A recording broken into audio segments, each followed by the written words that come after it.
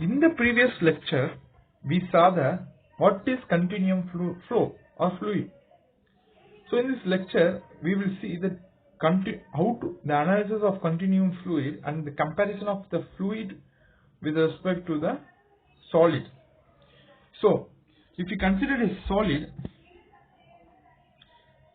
a shear stress is developed on behalf of the shear force applied at the top of a solid. It undergoes shear, and after removal of that force, it regains its shape. Do you understand? If we apply a shear force in this direction, it regains its shape due to its flexibility or regaining solidity. It regains its shape after the removal of the force. So the shear stress is given by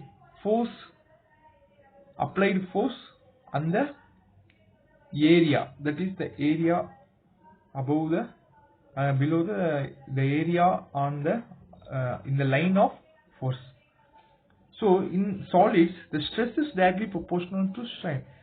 But if we consider in the case of fluid, when we apply a force in this direction, the motion of fluid is continuous. Here the motion is not continuous, it stops at a certain limit, but here the motion is continuous and the fluid does not regain its shape, it keeps on moving. So initially if we consider this element, we are applying the force. Initially the element is at this position, it moves.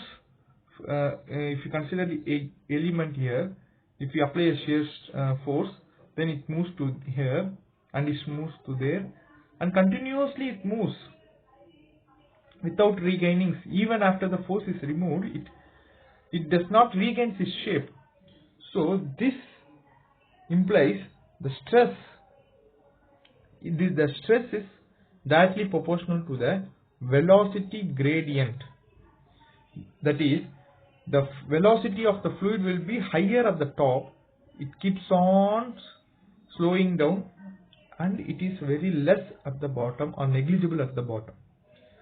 So this differs the fluid from solids.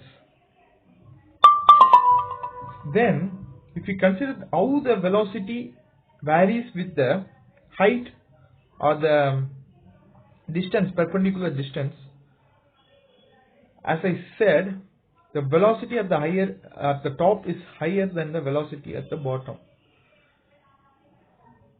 The force is applied at the top layer, that is the top layer, due to the friction, or we can say that it pushes the adjacent layer in the direction of the velocity of the top layer, in the same direction.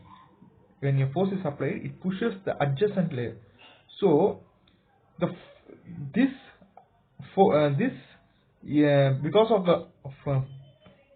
of the push, the second layer is also moved, but at a lower velocity, and this layer pushes the adjacent next successive layer and keeps on up to the velocity becomes negligible. So this is given by du by dx. So then the stress is given by du by dy into the mu, viscosity. So this viscosity, coefficient of viscosity, is the constant developed in the for the proportionality. So this du by dy is nothing but the rate of change of strain.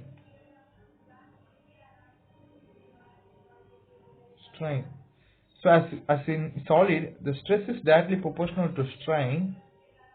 But in liquid, the stress is directly proportional to rate of change of strain. So this differs the solid from the